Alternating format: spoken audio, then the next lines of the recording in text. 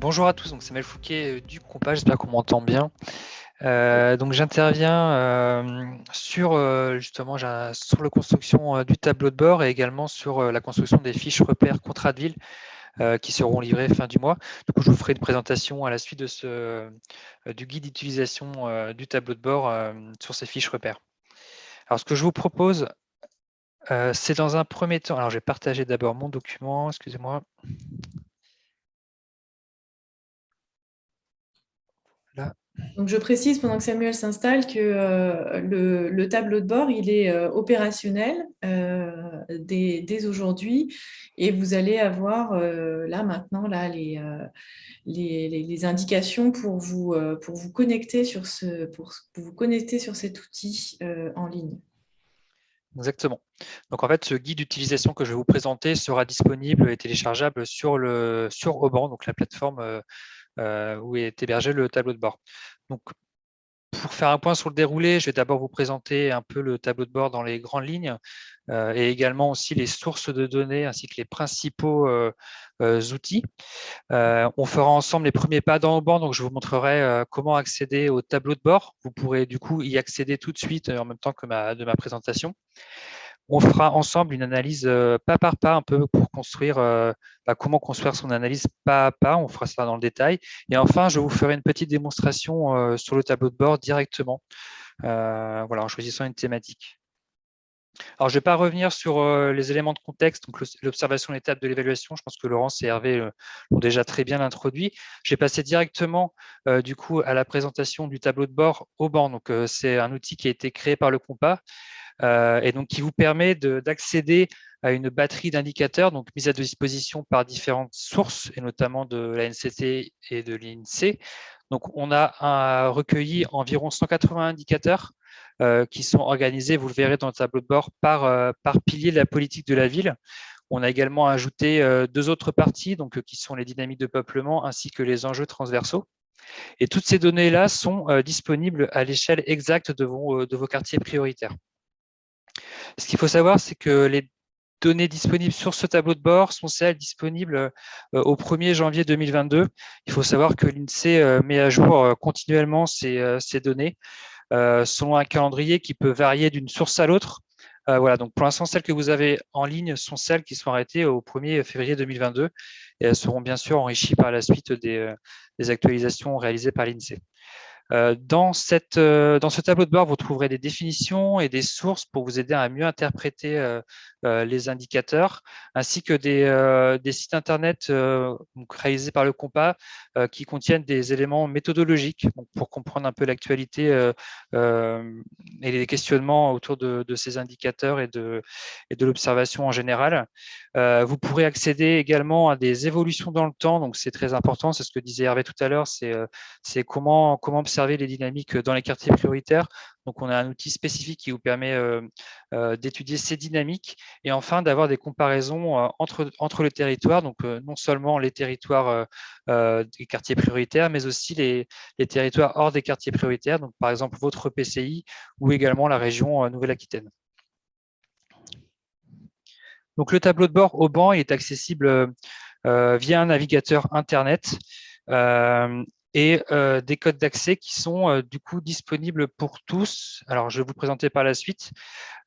D'abord, vous rappelez les principales fonctionnalités du tableau de bord, les principaux outils. Donc, en général, les données sont affichées dans des tableaux, souvent des graphiques aussi en courbe sur les évolutions. Vous aurez un outil qui s'appelle classement, tout simplement, qui permet de classer vos quartiers prioritaires parmi un ensemble de quartiers. Selon celui que vous avez défini, ça peut être très bien parmi les quartiers prioritaires de votre PCI ou parmi l'ensemble des quartiers prioritaires de Nouvelle-Aquitaine ou tout simplement parmi l'ensemble des quartiers prioritaires de France métropolitaine. Vous avez un outil de positionnement qui vous permet de mesurer les écarts pour chaque indicateur entre votre quartier et celui qu'on observe en moyenne pour la France métropolitaine. Donc, cet outil de positionnement, il est disponible uniquement entre votre quartier et l'ensemble des QPV de France métropolitaine.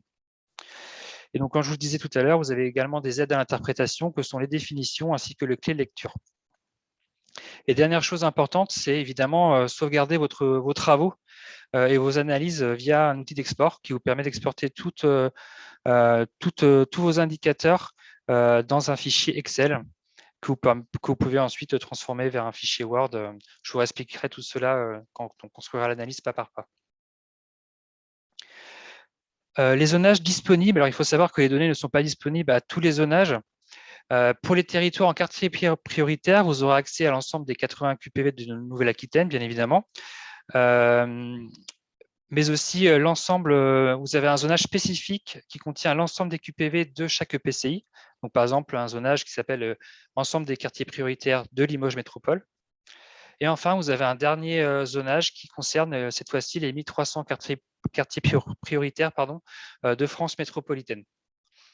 Pour les autres territoires non prioritaires, vous avez bien sûr les EPCI de Nouvelle-Aquitaine, vous avez l'ensemble des départements de Nouvelle-Aquitaine et la région Nouvelle-Aquitaine. Je vais faire un petit rappel sur les sources de données. Il y en a 11. Voilà, il y a 11 sources de données dans le tableau de bord. Alors Hervé en a déjà rappelé quelques-unes et défini quelques-unes. Juste pour dire que la plupart des données sont issues de l'INSEE, notamment des données du recensement, notamment avec les populations municipales. Donc, à chaque fois, vous trouverez les dates qui correspondent aux périodes disponibles dans le tableau de bord au banc. Donc, ces périodes-là, évidemment, elles varient d'une source à l'autre. Et voilà, elles sont disponibles par l'INSEE, par philosophie. Malheureusement, on n'affiche que celles dont nous avons en possession la donnée, évidemment. Mais elles varient. Ça c'est quelque chose qu'il faut savoir, c'est qu'elles varient selon les sources. Donc, par exemple, pour la population municipale, nous n'avons que 2013 et 2018. Pour les estimations démographiques, qui définissent les indicateurs à travers 5 thèmes, donc la démographie, l'activité, la formation, ainsi que les caractéristiques des ménages. Donc là, on sera sur des évolutions entre 2011 et 2017. Donc, comme l'a rappelé Hervé, la dernière date disponible, donc 2017 par exemple pour les estimations démographiques, on est bien du coup sur les 5 ans du recensement avec du coup 2017 qui comprend également 2018 et 2019.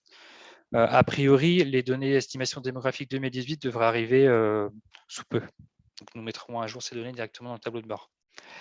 Une autre source de données qui est apparue en 2017, donc qui n'était pas disponible avant 2017, c'est la source Fideli, donc qui permet d'avoir des informations sur les logements et les individus. Nous avons la source philosophie, donc disponible pour 3 dates, donc 2014, 2016 et 2018. Là encore, la donnée 2019 devra arriver sous peu. La source CNAF, donc concernant les allocataires ayant un droit versable au moins une prestation au cours du mois de décembre. Ensuite, nous avons les données qui concernent l'assurance, qui viennent de l'assurance maladie, donc qui concernent les données sur la complémentaire santé solidaire, donc qui remplace la CMUC depuis 2020. 2021 devrait prochainement être intégré au tableau de bord. Cependant, l'INSEE alerte sur le fait de ne pas faire d'évolution entre 2020 et 2021. Donc, je pense que nous mettrons uniquement les données de 2021 en remplacement de celles de 2020. Nous avons également la source direction de l'évaluation, de la prospective et de la performance, donc de la DEP, issue du ministère de l'Éducation nationale. Ces données sont également croisées avec la base permanente des équipements, donc pour avoir des informations concernant les établissements dans les quartiers prioritaires, ainsi que sur les collégiens et lycéens. Donc, je continue avec la source Pôle emploi. Donc là, il faut faire attention parce qu'il y a 2 sources de données concernant Pôle emploi. Vous avez une première source qui est une source annuelle, fournie au 31 décembre des années 2016, 2018 et 2020. Donc, ces informations concernent les caractéristiques des DEFM, qui portent sur le sexe, l'âge, le niveau de formation. Et vous avez une deuxième base de données qui concerne des données conjoncturelles, donc qui sont disponibles sur les trimestres, donc du 3e trimestre 2016 au 3e trimestre 2021. Donc ça, c'est la dernière donnée disponible. Et donc là, qui nous permettent de faire des évolutions sur les DEFM. Nous avons également des données qui sont issues du répertoire Sirène, donc nous permettant d'avoir des informations sur les établissements, ainsi que les taux de création pour les années 2017 et 2019.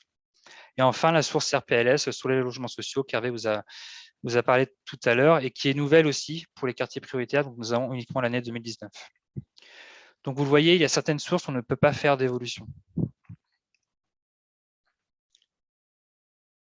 Donc, Globalement, il y a des précautions méthodologiques à considérer quand on fait l'analyse de ces indicateurs. Il faut savoir que d'abord, les données qui sont intégrées dans le tableau de bord sont des données brutes. Une partie des données sont fournies en parts, d'autres en effectifs. Et la majorité du temps, on ne peut pas reconsidérer les effectifs sur ces parts parce qu'on n'a pas la population mise à disposition. Uniquement les parts sont disponibles. Il faut faire également très attention parce que sur certaines données, nous avons du secret statistique, notamment sur les données philosophie, où là, du coup, les données ne sont pas disponibles. Donc, vous verrez souvent dans le tableau de bord des données en non disponibles, donc ND. Ça arrive souvent sur les quartiers prioritaires de petite taille. Également, nous avons retenu les données donc, issues de toutes ces sources qui étaient pour nous les plus pertinentes et les plus renseignées. Ce qu'il faut savoir, c'est que parfois, les indicateurs sont fournis, sont très intéressants, mais fournis pour, par exemple, 10%, 15% de l'ensemble des quartiers prioritaires.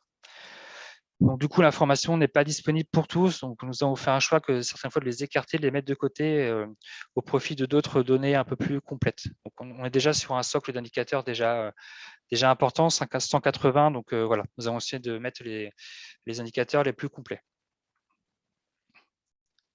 Donc, je poursuis sur voilà, les termes que je vais utiliser en présentant ce tableau de bord. Donc, je l'ai déjà dit, la donnée brute, elle est issue de données en effectif et en proportion. Certaines fois, la donnée est retravaillée, donc ce qui nous permet d'avoir des taux d'évolution ou des proportions si c'est aussi des effectifs. Quand je parle d'indicateur, je parle d'un indicateur qui nous permet d'avoir une information précise qui peut être suivie dans le temps. Donc, il va contribuer du coup à un système d'observation et de veille. Et enfin, la périodicité, donc c'est la date auquel les indicateurs sont disponibles à intervalles réguliers. Et donc, sur ces dates-là, on pourra faire des évolutions. Je vous montrerai par la suite. Sur les indicateurs, alors je ne vais pas vous lister les 180 indicateurs, je vous en reparlerai par la suite parce qu'on a constitué un annuaire qui recense l'ensemble des indicateurs qui sont dans le tableau de bord et triés par pilier. Ici, je fais juste un petit récapitulatif des principaux indicateurs pour nous, voilà, qui permettent d'observer les quartiers prioritaires, donc triés par pilier. Je peux citer notamment pour les dynamiques de peuplement, donc la population du quartier, la part des 15-24 ans dans la population. Pour la cohésion sociale, deux indicateurs importants que sont le taux de pauvreté et le niveau de vie médian.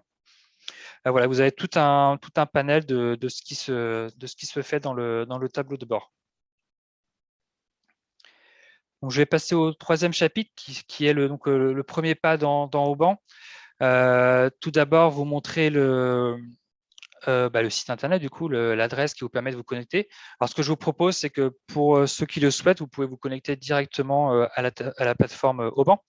Vous avez ici les codes d'accès qui sont assez simples et qui sont disponibles pour tous. Donc, vous n'avez pas un identifiant propre. Donc, vous pouvez vous connecter directement sur le site aubanlecompas.fr. J'ai indiqué le lien dans le chat. Vous pouvez cliquer directement dessus. En effet, c'est plus simple. Hop, et donc, vous pouvez vous connecter directement tous ensemble avec ces codes d'accès. Alors, juste quand vous allez vous connecter, vous avez à chaque fois un petit rappel de présentation de l'interface de votre espace de travail qui vous permet à chaque fois de vous remettre en tête comment fonctionne votre espace de travail. On va y venir plus tard dans le détail. Donc, comment fonctionne le tableau de bord? Il est construit à chaque fois sur une distinction entre, d'un côté, le territoire d'étude et de l'autre, le territoire de comparaison. Donc, l'idée, dans un premier temps, c'est de savoir sur quel territoire je vais travailler et quel territoire je vais observer. Ici, dans mon exemple, vous avez la possibilité de travailler sur le quartier de Beaubreuil à Limoges. Donc, ça se fait en deux étapes. La première étape, c'est sélectionner d'abord les quartiers prioritaires de Limoges Métropole et ça va vous ouvrir un second onglet qui vous permet de choisir du coup le quartier de Beaubreuil à Limoges. Donc, ça, c'est vraiment la première étape, c'est choisir quel territoire je vais travailler. Donc, une fois cette première étape réalisée, vous allez arriver sur un premier espace qui s'appelle Information. Donc, c'est un onglet Information qui vous rappelle un peu la méthodologie qui est employée pour ce tableau de bord, ainsi que le rappel du contexte et de la démarche. Donc, sur 3 onglets, vous avez toutes ces informations-là. Et en 4e onglet, c'est un onglet qui va arriver très bientôt, c'est l'onglet téléchargement. Donc, en fait, on vous permettra de télécharger l'ensemble des productions qui ont été réalisées jusque-là, donc l'analyse typologique qu'Hervé vous a présentée, mais également ce guide d'utilisation du tableau de bord. Et par la suite, à partir de fin mars, on ajoutera également les fiches repères contrat de ville. Une fois qu'elles seront terminées, vous pourrez les télécharger directement via cet onglet. Donc, je poursuis vers ce qui va nous intéresser. Donc, c'est la construction de votre analyse pas à pas. Ce que vous voyez devant vous, c'est votre espace de travail. Une fois que vous avez choisi votre territoire, vous arrivez sur cet espace de travail. Donc, vous avez le premier onglet information qui est à gauche et le second, les piliers de la politique de la ville. Donc, c'est celui-ci qui regroupe tous les indicateurs disponibles. Donc, ce qu'on a fait, c'est qu'on les a répartis par piliers. Donc, vous avez les dynamiques de peuplement, la cohésion sociale, le développement économique et accès à l'emploi, le cadre de vie et les enjeux transversaux. Donc, si je reprends un peu grossièrement l'espace de travail, il y a à peu près 8 items que je vais développer par la suite. Mais ça vous permet d'avoir une première image déjà en tête de ce qu'est votre espace de travail. Donc, le premier item, c'est le bandeau espace personnel qui vous permet d'avoir un rappel de vos identifiants. Vous avez également un lexique qui définit les principaux termes employés dans ce tableau de bord. Vous avez un onglet contact qui vous permet de nous contacter directement si vous avez besoin d'aide technique ou une aide d'interprétation sous les indicateurs. Vous pouvez télécharger également les conditions générales d'utilisation. Et enfin, vous déconnectez manuellement la session, sachant qu'au bout de 5 minutes d'inactivité, la session se déconnecte toute seule.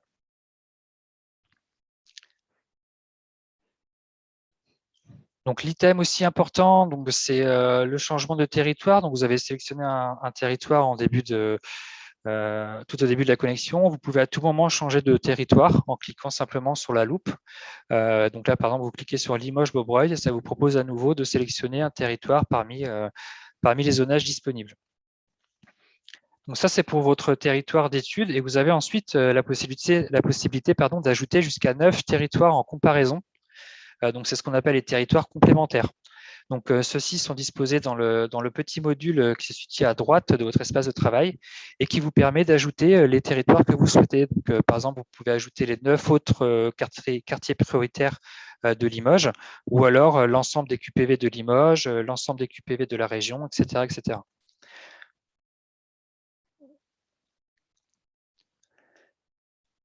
Vous avez ensuite un troisième module qui vous permet de naviguer dans les enjeux et dans les thématiques, donc pour sélectionner directement les indicateurs. Je vous parlais tout à l'heure d'un annuaire du tableau de bord où se situent un peu tous les indicateurs répertoriés par pilier, thématique, par source. Cet annuaire-là sera également disponible dans la zone de téléchargement ou alors directement consultable en cliquant ici. Vous aurez accédé du coup à un fichier, à une base de données où vous pourrez accéder facilement à tous ces indicateurs. Le quatrième espace, c'est celui qui concerne l'indicateur en lui-même. Donc, il y a 7 informations. Vous avez dans un premier temps un rappel en haut à gauche de l'indicateur qui est sélectionné. Vous avez ensuite en numéro 2 le territoire d'étude. Ensuite, en 3, vous avez la dernière date disponible pour cet indicateur. Vous avez en 4 la valeur qui correspond à cet indicateur. Et ensuite, en 5 et 6, vous avez des définitions et des clés de lecture qui vous aident à l'interprétation de ces indicateurs. Et en 7, du coup, la source de ces indicateurs. Je vais passer maintenant aux outils qui vont vous aider pour l'analyse de ces indicateurs. Donc, vous avez dans un premier temps, évidemment, les définitions et exemples. Donc, pour chaque indicateur, vous avez une définition et une clé de lecture. Et vous avez également en dessous la dernière donnée disponible. Donc, ça, c'est ce qui vous permet le module à droite affichage vous permet de naviguer du coup entre les différents outils. Donc, le premier, ce sont les définitions et exemples. Ensuite, la dernière donnée disponible. Hop, et je continue avec le troisième outil qui va vous aider pour analyser les dynamiques. Donc, c'est l'outil évolution qui vous permet d'afficher les périodicités disponibles pour chaque indicateur. Donc, par exemple, ici en affichage, on a la population municipale qui est affiché en évolution 2013-2018 pour le territoire d'études que j'ai sélectionné, donc Limoges-Bobreuil, et en dessous les deux territoires de comparaison que j'ai sélectionnés, donc Limoges Métropole et la France métropolitaine. Vous avez également entre parenthèses les écarts entre chaque période. Donc là, qui est défini en effectifs. Si je traite d'effectifs, si on est sur des proportions, l'écart sera disponible en points.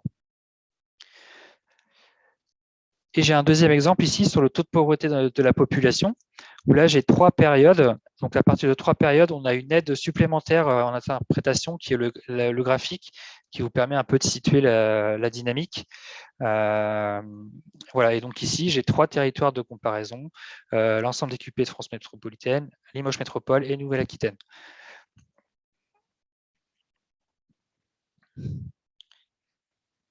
L'outil suivant, c'est l'outil classement qui vous permet de situer votre quartier prioritaire parmi un ensemble. Donc, vous avez 3 choix de territoire. Vous pouvez situer votre quartier prioritaire au sein de l'ensemble des quartiers de votre PCI. Donc, par exemple, ici, Limoges-Beaubreuil au sein de Limoges Métropole, mais vous pouvez aussi situer votre quartier prioritaire au sein de l'ensemble des quartiers prioritaires de Nouvelle-Aquitaine. Donc, par exemple, ici, Limoges-Beaubreuil est situé en 19e position sur l'ensemble des 80 QPV de Nouvelle-Aquitaine. Donc, vous pouvez le faire exactement la même chose pour l'ensemble des QPV de France métropolitaine. Donc, c'est ce qui vous permet à chaque fois de situer, d'avoir une information supplémentaire un peu pour situer votre quartier prioritaire par rapport aux autres quartiers prioritaires. Enfin, on a l'outil positionnement qui va vous aider pour situer la valeur de votre quartier prioritaire et de ce qu'il en est par rapport à l'ensemble des QPV de France métropolitaine. Il faut savoir que cet outil positionnement est disponible uniquement avec des comparaisons sur l'ensemble des QPV de France métropolitaine. C'est-à-dire ici, si je prends l'indicateur part des 0-14 ans dans la population en 2017, sur Limoges, j'ai 21%. En moyenne, sur l'ensemble des QP de France métropolitaine, j'ai 25%, ce qui fait un positionnement de plus 3 points environ, donc un écart de plus 3 points par rapport à la France métropolitaine.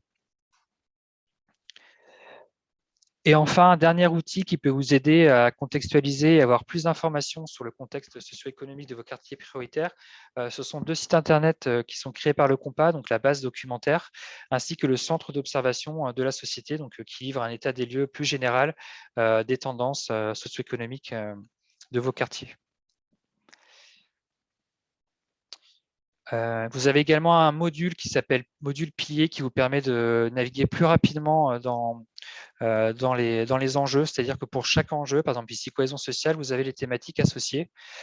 Pour cohésion sociale, vous en avez 4, donc la pauvreté, la réussite scolaire, le vieillissement de la population et la santé.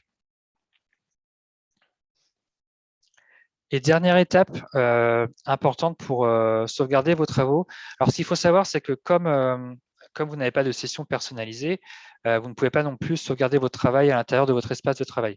Une fois que vous vous déconnectez de votre session, du coup, tout disparaît, il faut recommencer à zéro vos ajouts de territoire de comparaison, etc. Du coup, quand vous avez construit votre analyse, l'idée, c'est d'exporter vos travaux via un export Excel, donc qui vous permet de sauvegarder vos travaux. À chaque fois que vous faites un export Excel, donc dans le module téléchargement fichier tableur, ça va vous exporter tous les indicateurs de l'enjeu, de la thématique sélectionnée.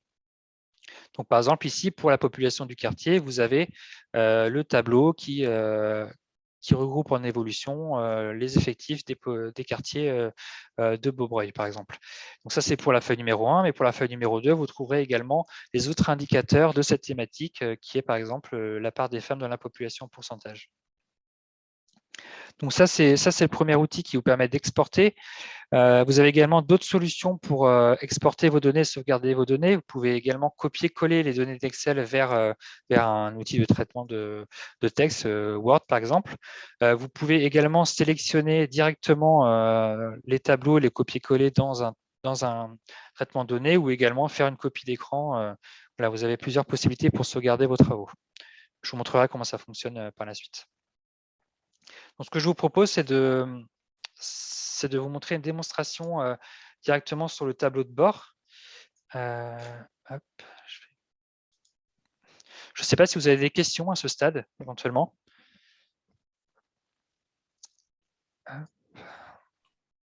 Alors, je précise, moi, que le guide que tu as présenté sera diffusé aussi, hein. Tu l'as dit, mais Ouais, je crois que tu l'as dit. Donc, le guide d'utilisation du tableau de bord est ou sera très, très prochainement à votre disposition. exactement. De toute façon, l'ensemble des productions seront en téléchargement via le tableau de bord. Voilà, donc je me connecte à l'outil. Donc, l'identifiant et le mot de passe, c'est la même chose. Donc, vous avez, comme je vous disais tout à l'heure, un petit rappel pour se repérer dans l'interface. Donc, la première étape, ça va être de choisir mon territoire d'étude. Donc, par exemple, je veux resélectionner mon quartier prioritaire Beaubreuil. Donc, je sélectionne d'abord le PCI concerné, donc, qui est l'ACU de Limoges Métropole, qui se situe ici. Voilà, et ça va m'afficher tous les quartiers prioritaires de Limoges Métropole. Donc, hop, je sélectionne Beaubreuil. Et voilà, donc ça m'amène sur mon espace de travail. Donc, tout d'abord, une partie information qui permet un rappel de ce qu'on s'est dit tout à l'heure sur les précautions méthodologiques, sur comment interpréter les indicateurs. Donc ça, c'est la partie de gauche. Et la partie de droite qui vous permet d'accéder directement aux 180 indicateurs disponibles dans ce tableau de bord. Alors, je peux vous faire un exemple sur la population. Ici, en cliquant directement, en fait, ça va m'afficher tous les indicateurs reliés à la thématique population. Donc, vous avez ici la population des QPV et ensuite les femmes au sein des QPV, donc la part des femmes dans la population. Ce que je vous conseille de faire avant de commencer l'analyse, c'est d'ajouter éventuellement vos territoires de comparaison. Donc, ça se situe ici dans le territoire complémentaire. Vous cliquez sur choisir un territoire et ça fonctionne de la même façon que précédemment. C'est-à-dire que là, admettons, je veux ajouter l'ensemble de mes QP de Limoges Métropole. Donc, il faut que je retrouve Limoges Métropole ici et je peux sélectionner ici ensemble des QP de Limoges Métropole. Donc voilà, donc j'ai bien ici en valeur l'effectif de tous les quartiers de Limoges Métropole qui est de 25 000 habitants en 2018. Vous pouvez également ajouter jusqu'à, alors c'est 10 territoires en tout. Donc là, vous pouvez ajouter encore 8 territoires. Je peux ajouter également l'ensemble des QP de France métropolitaine. Et en quatrième territoire, je peux ajouter la région. Voilà, je peux ajouter la région Nouvelle-Aquitaine. Voilà, donc à chaque fois que vous ajoutez un territoire, une colonne s'introduit. Donc là, on est sur la population. Ce qu'on peut faire, c'est éventuellement regarder les évolutions qui se passent sur cette population. Donc, vous cliquez sur l'outil population qui est dans l'onglet affichage. Et là, ici, du coup, vous avez un basculement des colonnes en ligne. Et vous avez donc les dates 2013-2018 disponibles donc, pour chaque territoire. Et on voit que sur Beaubreuil, du coup, la population a baissé de 73 habitants. Donc, l'écart, entre parenthèses, correspond à l'écart entre les périodicités disponibles. Vous avez à chaque fois la définition et en dessous la clé lecture qui vous permet d'interpréter l'indicateur.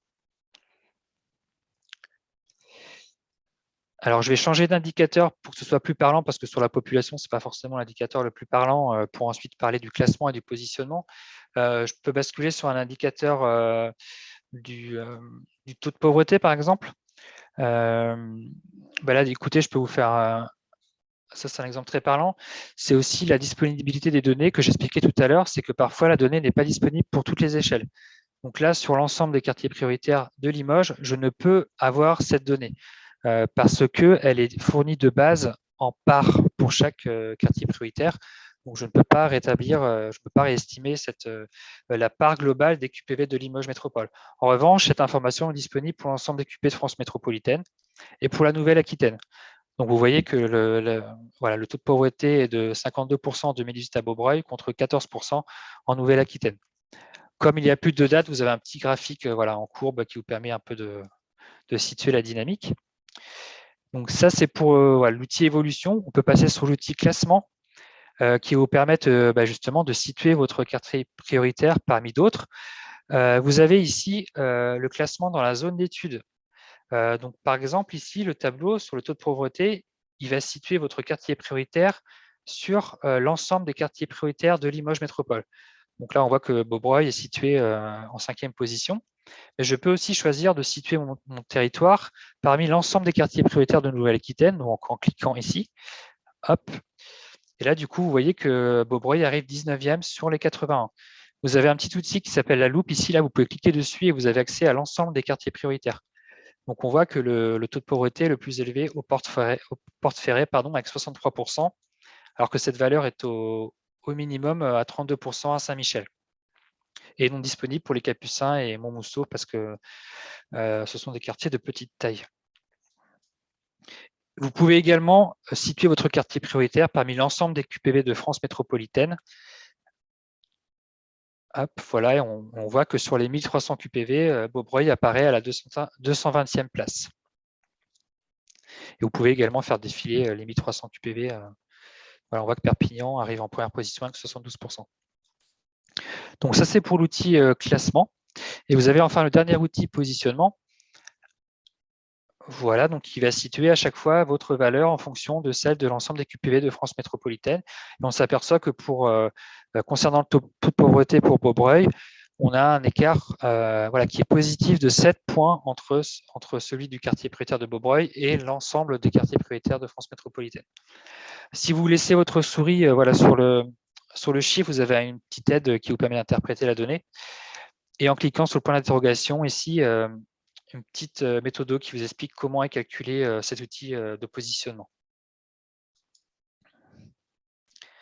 Hop, et le dernier outil, voilà, c'est les liens ressources que je vous parlais tout à l'heure, qui vous amènent sur les sites compas, qui vous permettent d'avoir un peu de contexte et d'enjeux sur ces indicateurs.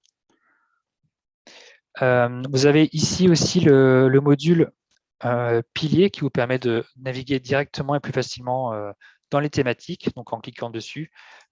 Hop, donc si je reviens sur mon outil dernière donnée disponible, voilà, vous avez la réussite scolaire, vous avez toute la batterie d'indicateurs sur la réussite scolaire, vous avez également des indicateurs sur le vieillissement de la population, etc., etc. Ça vous permet de naviguer plus facilement que d'aller rechercher ici les données. Je pense que j'ai fait le tour sur la démonstration. Ah non, j'ai pas terminé, excusez-moi. Un élément important, c'est aussi de pouvoir exporter ma donnée. Donc via l'outil fichier tableur, donc en téléchargement ici. L'astuce, en fait, c'est qu'il va exporter ce qu'il y a à l'écran. Donc, par exemple, ici, j'ai ma structure par âge. J'ai un tableau en structure par âge. Je clique sur tableur ici. Je fais ouvrir avec. Alors, à part que je repartage peut-être mon écran. Ça, vous ne voyez pas du tout le fichier Excel, là, j'imagine.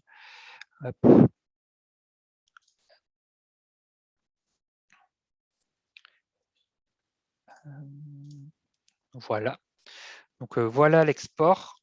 Donc, on a bien le tableau de bord ici avec les valeurs pour tous les territoires de comparaison et pour les indicateurs sélectionnés. Vous avez à chaque fois une petite aide d'interprétation, donc la clé lecture qui correspond.